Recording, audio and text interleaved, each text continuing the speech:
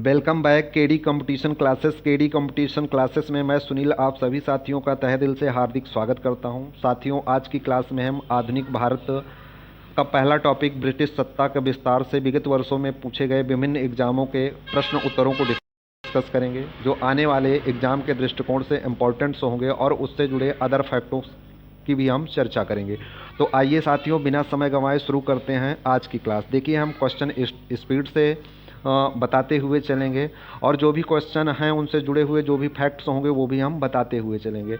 और उसके अलावा जो भी चीज़ें हम कहें कि आप कमेंट बॉक्स में उसका उत्तर आपको बताना है, तो ये प्रयास करिए कि आप लोग पहली चीज़ तो क्वेश्चन हमने बोल दिया, ऑप्शन बता दिए, तो आपको अगर उन प्रश्नों के उत्तर आ रहे हैं तो आपको वीडियो पॉज करना है और पॉज करने के बाद में उसका उत्तर कमेंट में देना है। अगर नहीं आ रहा है तो फिर उस क्वेश्चन को हाईलाइट करना है और उसके बाद में लास्ट में आपको अपना स्कोर करना है कि जो भी प्रश्न पूछे गए हैं टोटल में से आप कितने के उत्तर दे पा रहे थे और कितने के उत्तर नहीं दे पा रहे थे। तो आइए साथियों, शुरू करते हैं आज की क्लास। क्वेश्चन कह रहा है, पहला भारत का प्रथम गवर्नर जनरल व वायसराय कौन था? तो ध्यान दीजिए, अगर भारत का प्रथम गवर्नर जनरल पूछा जाए तो लॉर्ड विलियम बेंटिक को होगा, लेकिन यहाँ क्वेश्चन में पूछा जा रहा है कि भारत का प्रथम गवर्नर जनरल व वायसराय कौन था। तो यहाँ इसके पूछने का मतलब ये हो रहा है कि भारत का प्रथम वायसराय और अंतिम गवर्नर जनरल कौन था। तो सही उत्तर क्या हो जाएगा? Lord Canning. लॉर्ड कैनिंग जो थे ये भारत के अंतिम गवर्नर जनरल व वायसराय थे। 1857 के अधिनियम द्वारा लॉर्ड कैनिंग जो ये गवर्नर जनरल का पद था ये क्या बना दिया गया? वायसराय बना दिया गया। और लॉर्ड कैनिंग भारत के पहले वायसराय थे। जबकि भारत के प्रथम गवर्नर जनरल कौन थे? तो लॉर्ड विलियम बेंटिक थे। जबकि बंगाल के प्रथम गवर्नर जनरल कौन थे? तो वारेन हेस्टिंग्स थे। बंगाल के प्रथम गवर्नर कौन थे? तो रॉबर्ट क्लाइव के थे। अगर आपसे पूछा जाए कि बंगाल के अंतिम गवर्नर कौन थे? तो वारेन हेस्टिंग्स थे। अंतिम गवर्नर कौन थे? तो वारेन हेस्टिंग्स। और प्रथम गवर्नर जनरल कौन थे? वो भी वारेन हेस्टिंग्स थे। तो आइए साथियों, पढ़ते हैं आज के अगले क्वेश्चन पर। क्वेश्चन नंबर 2 कह रहा कि किस सिख गुरु ने फारसी में जफरनामा लिखा था? Option A Guru Tegh Bahadur, option B Guru Gobind Singh, option C गुरु हरराय या फिर ऑप्शन डी गुरु हरकिशन।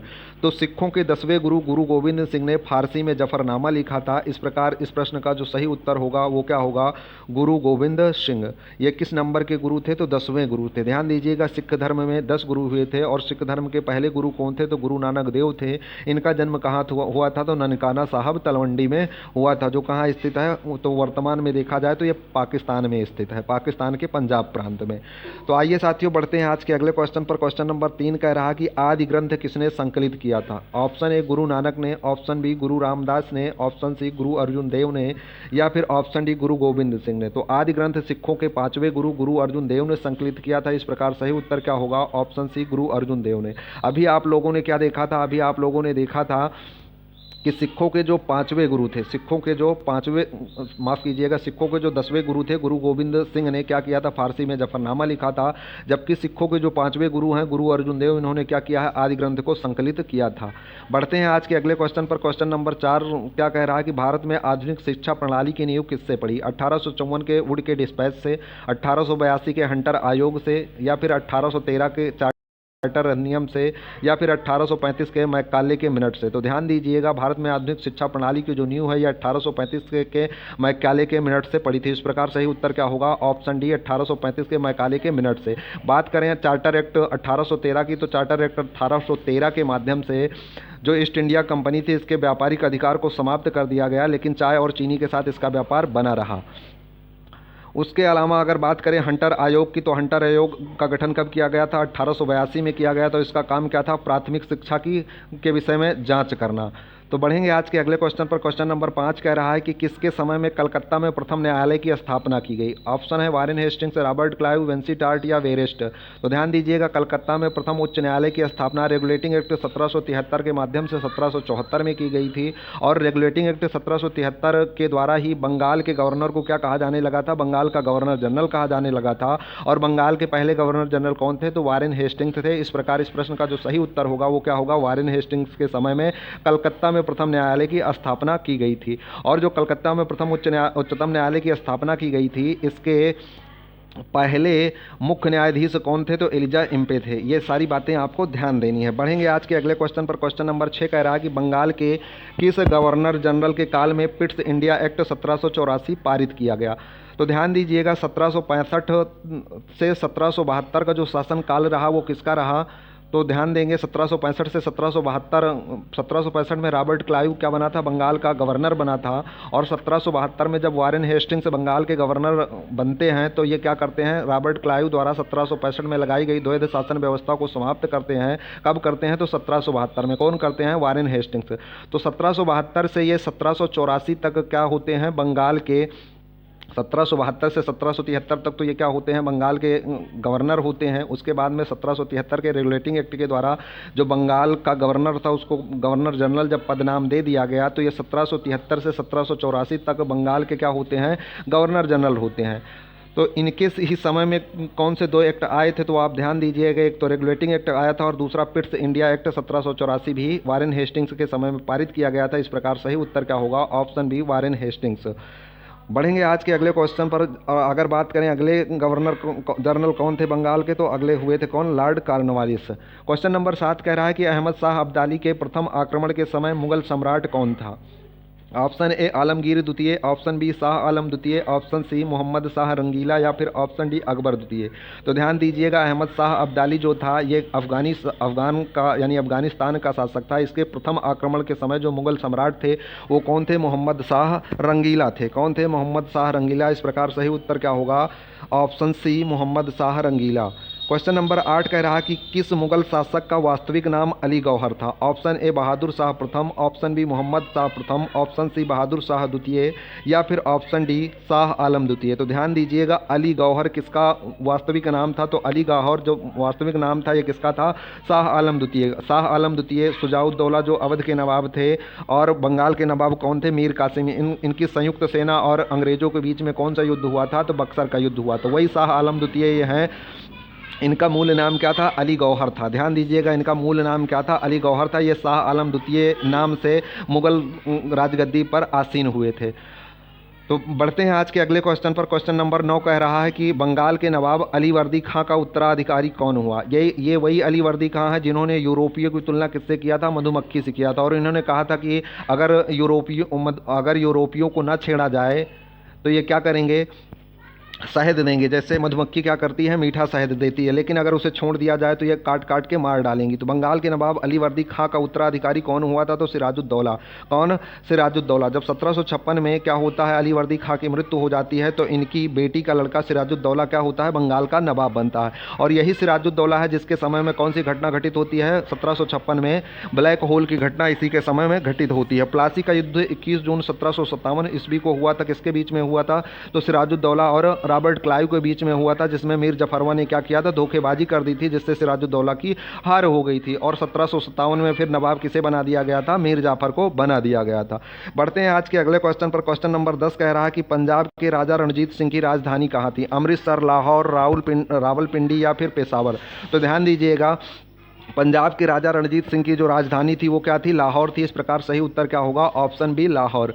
क्वेश्चन नंबर 11 कह रहा है कि प्रथम आंग्ल मैसूर युद्ध 1767 से 1769 में कौन विजयी हुआ। थोड़ा सा करेक्ट कर लीजिएगा, 1769 ही दे रहा है। प्रथम आंग्ल मैसूर युद्ध जो हुआ था वो 1767 से 1769 में हुआ था और पूछ रहा है कौन विजयी हुआ। तो ध्यान दीजिएगा, प्रथम आंग्ल मैसूर युद्ध 1767 से 1769 में अंग्रेजों और हैदर अली के बीच में हुआ था। और प्रथम आंग्ल मैसूर युद्ध जो 1767-69 में हुआ था, इसमें कौन विजयी हुआ था, तो हैदर अली विजयी हुआ था और अंग्रेजों की हार हुई थी। फिर क्वेश्चन पूछा जाता है कि प्रथम आंग्ल मैसूर युद्ध किस संधि के द्वारा समाप्त हुआ था। तो प्रथम आंग्ल मैसूर युद्ध 1769 में समाप्त हुआ। तो कौन सी संधि हुई थी, मद्रास की संधि हुई थी। तो मद्रास की संधि कब हुई, 1769 में। विजय किसकी हुई प्रथम आंग्ल मैसूर युद्ध में, हैदर अली की। कब हुआ, तो 1767 से 1769 के बीच में प्रथम आंग्ल मैसूर युद्ध लड़ा गया। तो इस प्रकार सही उत्तर क्या होगा, option number C. Question number 12 कह रहा है कि सुगौली की संधि 1816 ईस्वी में किसके बीच संपन्न हुई। तो पहली चीज़ तो आपको यही ध्यान देना है कि सुगौली की संधि कब हुई, तो 1816 ईस्वी में हुई। किसके बीच में हुई, तो ईस्ट इंडिया कंपनी और नेपाल के बीच में हुई। किसके, ईस्ट इंडिया कंपनी और नेपाल के बीच में सुगौली की संधि 1816 ईस्वी में हुई थी। इस प्रकार सही उत्तर क्या होगा, option number D, east India company और नेपाल। क्वेश्चन नंबर 13 कह रहा है कि टीपू सुल्तान की मृत्यु 1799 में कहाँ हुई थी। तो टीपू सुल्तान की मृत्यु चतुर्थ आंग्ल मैसूर युद्ध 1799 ईस्वी में श्रीरंगपट्टनम में हुई थी। इस प्रकार सही उत्तर क्या होगा, ऑप्शन ए, श्रीरंगपट्टनम। टीपू सुल्तान ने क्या किया था, जैकोबिन क्लब का सदस्य बना था और इसने क्या किया था, श्रीरंगपट्टनम में स्वतंत्रता का वृक्ष भी लगाया था। और इसने आधुनिक पद्धति पर क्या किया था, राजदूत, जैसे आधुनिक पद्धति में क्या होता है दूसरे देशों में राजदूत स्थापित किए जाते हैं, वैसे टीपू सुल्तान ने भी क्या किया था, आधुनिक पद्धति पर दूतावास स्थापित किए थे। तो ध्यान दीजिएगा, चतुर्थ आंग्ल मैसूर युद्ध 1799 के दौरान टीपू की क्या होती है, मृत्यु होती है। कहाँ होती है, श्रीरंगपट्टनम में। श्रीरंगपट्टनम क्या थी, टीपू सुल्तान की राजधानी थी। ये सारी बातें थोड़ी सी ध्यान दीजिएगा। क्वेश्चन नंबर 14 कह रहा है कि हड़प नीति यानी डॉक्ट्रिन ऑफ लैम्प्स के अंतर्गत कौन से भारतीय राज्य कब्जे में किए गए। झांसी, नागपुर व त्रावणकोर, झांसी, नागपुर व सतारा। ऑप्शन सी कह रहा है झांसी, सतारा व मैसूर, या फिर ऑप्शन डी मैसूर, सतारा व भावनगर। तो ध्यान दीजिएगा, हड़प नीति यानी डॉक्ट्रिन ऑफ लैम्प्स के अंतर्गत झांसी, नागपुर व सतारा जो राज्य थे ये कब्जे में किए गए थे। तो सही उत्तर क्या हो जाएगा, option number B, Jhansi, Nagpur व सतारा।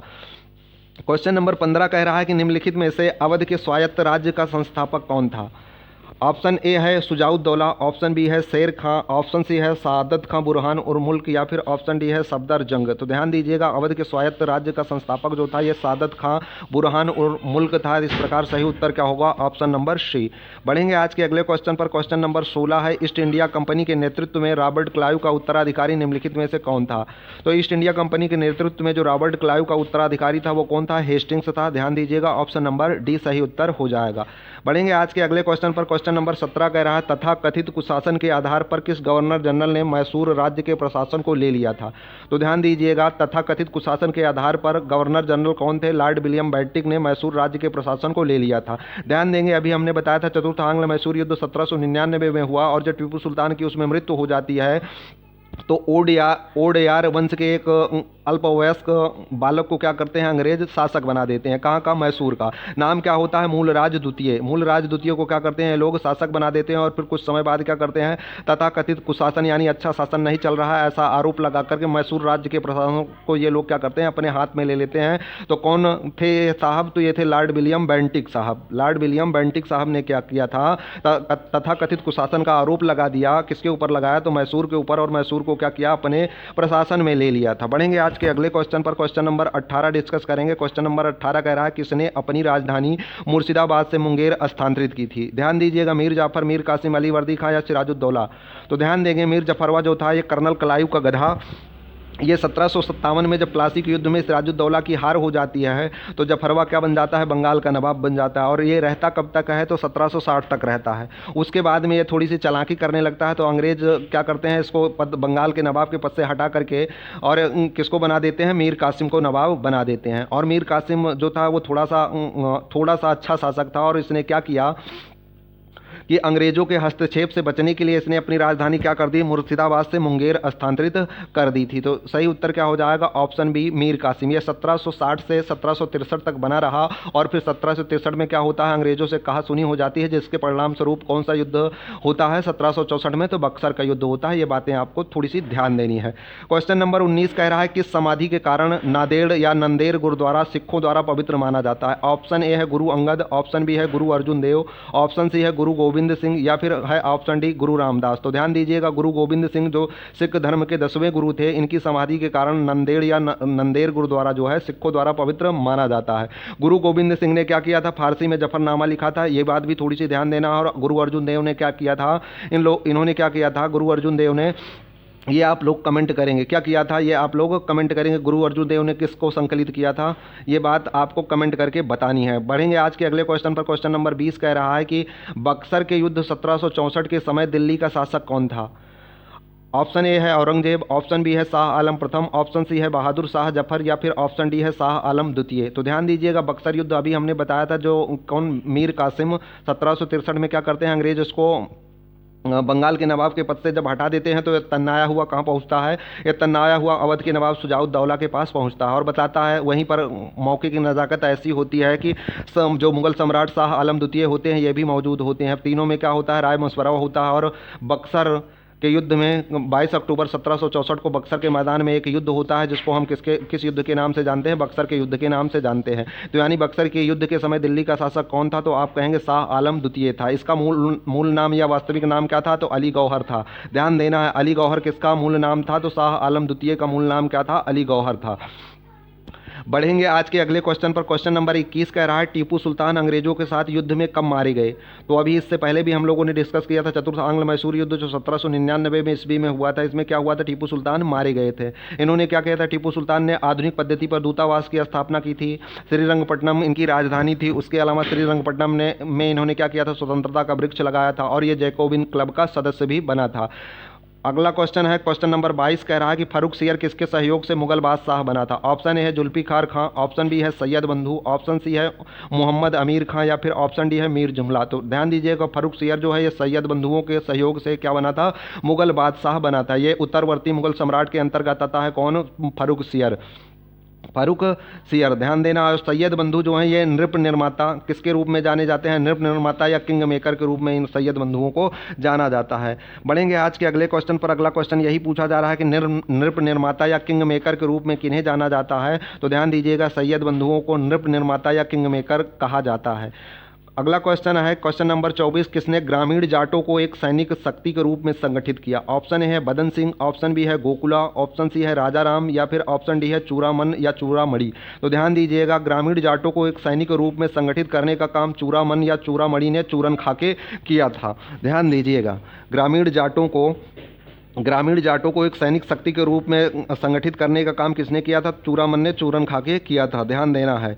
ऑप्शन नंबर डी सही उत्तर हो जाएगा। क्वेश्चन नंबर 25 कह रहा है कि किसने मुर्शिदाबाद की स्थापना की तथा उसे ढाका के स्थान पर बंगाल की राजधानी बनाई।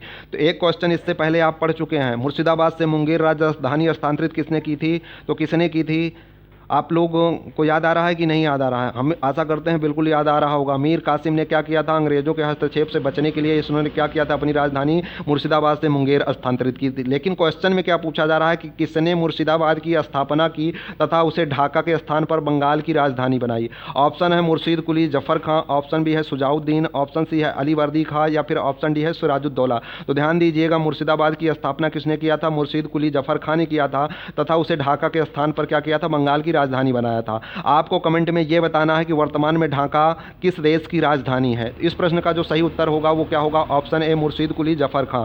यानी मुर्शीद कुली जफर खां ने क्या किया था, मुर्शिदाबाद की स्थापना की थी और ढाका के स्थान पर बंगाल की राजधानी किसको बनाया था, तो मुर्शिदाबाद को बनाया था। बढ़ेंगे आज के अगले क्वेश्चन पर। क्वेश्चन नंबर 26 है, किसने फ्रांसीसी विशेषज्ञों की मदद से डिंडीगुल में एक आधुनिक शस्त्रागार स्थापित किया था। ध्यान दीजिएगा ये क्वेश्चन एक बार ऐसा पूछा गया था, डिंडीगुल कहाँ स्थित है। तो ये पहली चीज़ तो ध्यान दीजिएगा, डिंडीगुल जो है ये मैसूर में स्थित है। कहाँ स्थित है, मैसूर में। और क्वेश्चन क्या पूछा जा रहा है, किसने फ्रांसीसी विशेषज्ञों की मदद से डिंडीगुल में एक आधुनिक शस्त्रागार स्थापित किया था। ऑप्शन है इम्मद चिक कृष्णराज, ऑप्शन बी है हैदर अली, ऑप्शन सी है टीपू सुल्तान या फिर ऑप्शन डी इनमें से कोई नहीं। तो ध्यान देना है, हैदर अली फ्रांसीसी विशेषज्ञों की मदद से डिंडीगुल जो मैसूर में स्थित है उस क्या किया था, इसने एक आधुनिक शस्त्रागार स्थापित किया था। इस प्रकार सही उत्तर क्या होगा, option B Haider Ali. Question number 27 कह रहा है, किस सिख गुरु को बाकला दा बाबा या बाकला के बाबा कहा जाता है। Option A Arjun Dev, option B Guru Gobind Singh, option C है तेग बहादुर या फिर है ऑप्शन डी इनमें से कोई नहीं। तो ध्यान देना है, तेग बहादुर को बाकला दा बाबा या बाकला के बाबा कहा जाता है। इस प्रकार सही उत्तर क्या होगा, ऑप्शन नंबर सी तेग बहादुर। क्वेश्चन नंबर 28 कह रहा है कि किसने मुखलिसपुर में लोहागढ़ या लौहगढ़ नामक मजबूत किला बनवाया था। क्या ध्यान देना है कि मुखलिसपुर में लोहागढ़ या लौहगढ़ नामक मजबूत किला किसने बनवाया था, रणजीत सिंह ने, तेग बहादुर ने, गुरु गोविंद सिंह ने या फिर बंदा बहादुर या वीर बंदा बैरागी ने। देखिए लोहागढ़ या लौहगढ़ मजबूत किला कौन बनाएगा, जो बंदा क्या होगा, बहादुर होगा। तो सही उत्तर क्या हो जाएगा, बंदा बहादुर या वीर बंदा बैरागी। ऑप्शन नंबर डी करेक्ट हो जाएगा। बढ़ेंगे आज के अगले क्वेश्चन पर। क्वेश्चन नंबर 29 कह रहा है कि सहायक संधि को सुनिश्चित एवं व्यापक स्वरूप किसने प्रदान किया था। लॉर्ड वेलेजली ने, डुप्ले ने या क्लाइव ने या फिर लॉर्ड डलहौजी ने। तो ध्यान देंगे सहायक संधि को सुनिश्चित एवं व्यापक स्वरूप लॉर्ड वेलेजली ने प्रदान किया था। इस प्रकार सही उत्तर क्या होगा, option A Lord Wellesley. Question number 30 कह रहा है कि प्लासी की लड़ाई 1757 में अंग्रेजी सेना का नेतृत्व किसने किया। तो वेरी सिंपल है, क्या रॉबर्ट क्लाइव ने किया था। बढ़ेंगे आज के अगले क्वेश्चन पर। क्वेश्चन नंबर 31 है, बक्सर के युद्ध 1764 में अंग्रेजी सेना का नेतृत्व किसने किया। तो बक्सर के युद्ध कब हुआ था, 22 अक्टूबर 1764 को हुआ था। डेट के साथ में याद करने का प्रयास कीजिएगा। बासे बक्सर बासे 22 1764 में हुआ था। और अंग्रेजी सेना का नेतृत्व किसने किया था, तो हेक्टर मुनरो ने किया था। किसने किया था, हेक्टर मुनरो ने किया था। क्वेश्चन नंबर 32 कह रहा है कि बंगाल का द्वैध शासन कब से कब तक चला। वैध शासन नहीं, द्वैध शासन कब से कब तक चला। ऑप्शन है 1760 से 1793, ऑप्शन बी है 1757 से 1767, ऑप्शन सी है 1764 से 1793 या फिर ऑप्शन डी है 1765 से 72। ध्यान दीजिएगा, जब प्लासी का युद्ध 21 जून 1757 ईस्वी को समाप्त हो गया तो जो ये रॉबर्ट क्लाइव था, जो अंग्रेजी सेना का नेतृत्व कर रहा था, ये कहाँ चला गया? इंग्लैंड चला गया। और वापस कब आता है? तो वापस ये 1765 में आता है। और 1765 में आते ही ये क्या करता है? बंगाल में द्वैध शासन यानी डुअल शासन की स्थापना करता है। तो 1765 से लेकर के 1772 तक द्वैध शासन चला था और 1772 में जब वारेन हेस्टिंग्स बंगाल का गवर्नर बनता है तो द्वैध शासन की समाप्ति हो जाती है।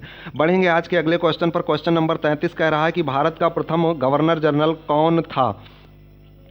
तो ऑप्शन ए है विलियम बेंटिंक, ऑप्शन बी है लॉर्ड कैनिंग, ऑप्शन सी है वारेन हेस्टिंग्स या फिर ऑप्शन डी है कॉर्नवालिस। तो हमने पहले ही क्वेश्चन में ये चीज़ डिस्कस की थी कि भारत का प्रथम गवर्नर जनरल कौन था, तो लॉर्ड विलियम बेंटिक थे। जबकि भारत के प्रथम वायसराय कौन थे? तो कौन थे?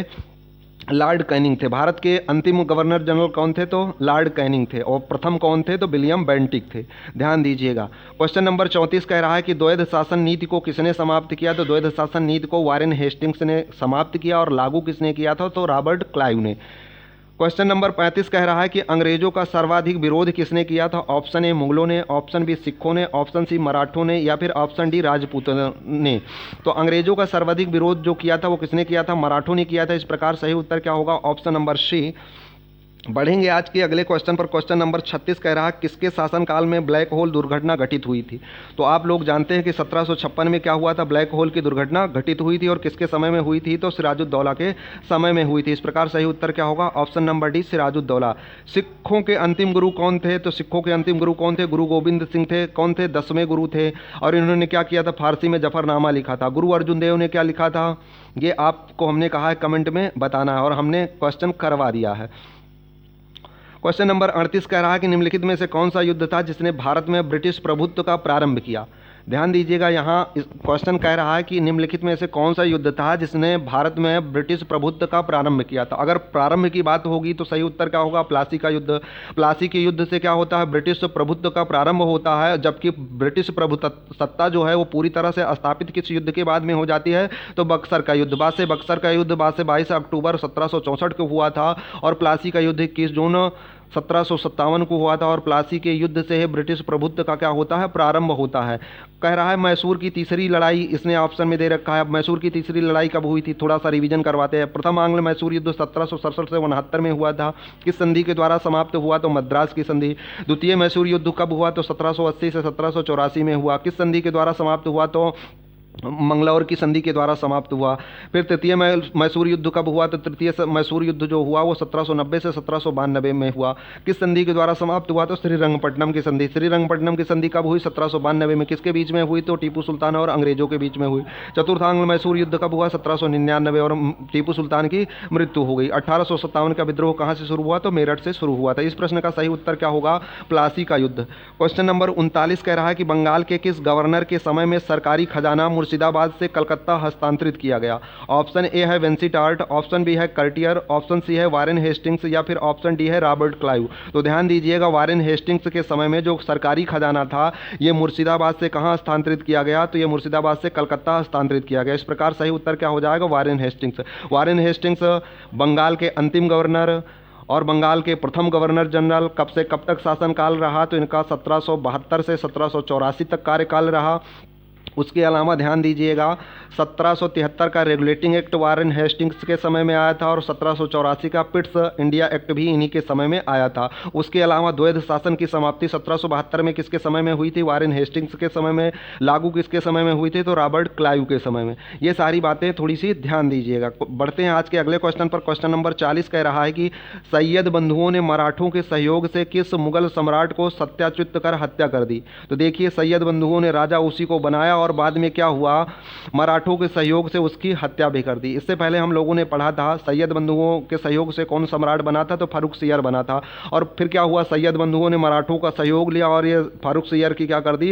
इस सत्ता छीन ली और इसकी हत्या कर दी। तो सही उत्तर क्या हो जाएगा? Option number D. यानी ये राजा बनाते भी थे और राजा को पद से हटा करके उसको मौत के घाट भी उतार देते थे। क्वेश्चन नंबर 41 कह रहा है कि सैयद बंधुओं का पतन किसके समय में हुआ? Option A Mohammad Shah, option B Shah Alam द्वितीय, ऑप्शन सी फारूक सियर या फिर ऑप्शन डी रफ़ी उद दरजात। तो ध्यान दीजिएगा, जो सैयद बंधु थे ये मोहम्मद शाह जो रंगीला साहब थे, इनके समय में क्या हुआ? सैयद बंधुओं जो नृप निर्माता के नाम से जाने जाते थे, इनका क्या हो गया? पतन हो गया। मोहम्मद शाह की उपाधि कौन सी है? तो रंगीला इनको कहा जाता है। क्वेश्चन नंबर 42 है, किस मुगल बादशाह का मूल नाम रोशन अख्तर था? ध्यान दीजिएगा, इससे पहले ही अभी जस्ट ही पढ़े हैं। तो किस मुगल बादशाह का नाम रोशन अख्तर था? रोशन कौन होगा? जिसमें क्या होगा? रंग होगा, वही क्या होगा? रोशन होगा। तो मोहम्मद शाह रंगीला साहब का मूल नाम क्या था? रोशन अख्तर था। अली गौहर किसका मूल नाम था? तो आप लोगों को मैंने याद करवाया था, बक्सर के युद्ध में कौन सा मुगल सम्राट शामिल हुआ था? शाह आलम द्वितीय। शाह आलम द्वितीय का मूल नाम क्या था? अली गौहर था। और रोशन कौन होगा? तो रंगीला यानी रंग होगा, तो मोहम्मद शाह रंगीला का मूल नाम क्या था? रोशन अख्तर था। बढ़ेंगे आज के अगले क्वेश्चन पर। क्वेश्चन नंबर 43 कह रहा है कि द्वितीय आंग्ल मैसूर युद्ध के समय गवर्नर जनरल कौन था? अभी ही हमने आपको रिवाइज करवाया था, द्वितीय आंग्ल मैसूर युद्ध कब हुआ था? 1780 से 1784। अब देखिए टाइम ड्यूरेशन, इससे पहले मैंने किसका टाइम ड्यूरेशन, गवर्नर जनरल का टाइम ड्यूरेशन आपको याद करवाया था। 1772 से 1784 ईस्वी तक गवर्नर जनरल कौन होता है? तो वारेन हेस्टिंग्स होता है। 1772 से 1784 तक गवर्नर जनरल कौन होता है बंगाल का? तो कौन होता है? Warren Hastings. तो द्वितीय आंग्ल मैसूर युद्ध हुआ कब? 1780 से 1784। तो कौन होगा इस समय? वारेन हेस्टिंग्स होगा।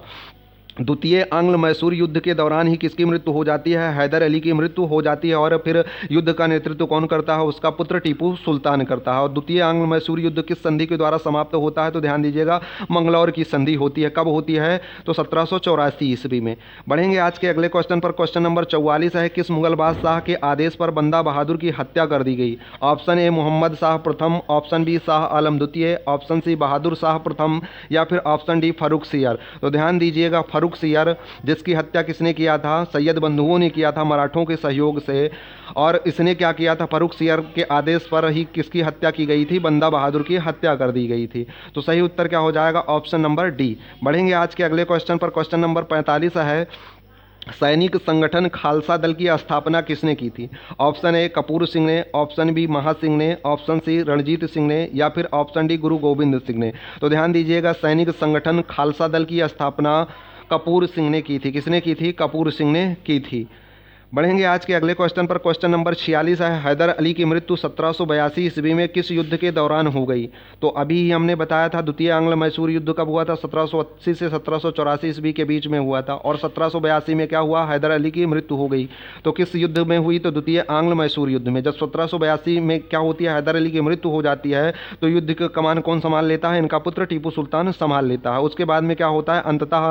अंततः क्या होता है? दोनों पक्षों, ना कोई पक्ष जीतता है ना कोई पक्ष हारता है। और होता क्या है? दोनों लोगों के बीच में समझौता होता है। कौन सा समझौता होता है? कौन सी संधि होती है? तो मंगलौर की संधि होती है। कब होती है? 1784 में। बार बार इसलिए बता रहे हैं कि आप लोगों को चीज़ें याद हो जाएं। क्वेश्चन नंबर 47 कह रहा है कि रणजीत सिंह ने किस स्थान पर अधिकार करने के बाद में महाराजा की उपाधि धारण की थी? Option A Malwa, option B Kangra, option C Lahore या फिर ऑप्शन डी अमृतसर। तो ध्यान दीजिएगा, रणजीत सिंह ने जब लाहौर पर अधिकार कर लिया तो इन्होंने किसकी उपाधि धारण की थी? महाराजा की उपाधि धारण की थी। और इन्होंने फिर क्या किया था? लाहौर को अपनी राजधानी बनाई थी। इससे पहले हमने क्वेश्चन पूछा था कि महाराजा रणजीत सिंह ने किसे अपनी राजधानी बनाई? तो लाहौर। और लाहौर को जब ये राजधानी बना लेते हैं तो किसकी उपाधि धारण करते हैं? महाराजा। यानी इससे पहले ये क्या होते हैं? रणजीत सिंह। अब क्या बन जाएंगे? महाराजा रणजीत सिंह। और राजधानी क्या हो जाएगी? लाहौर।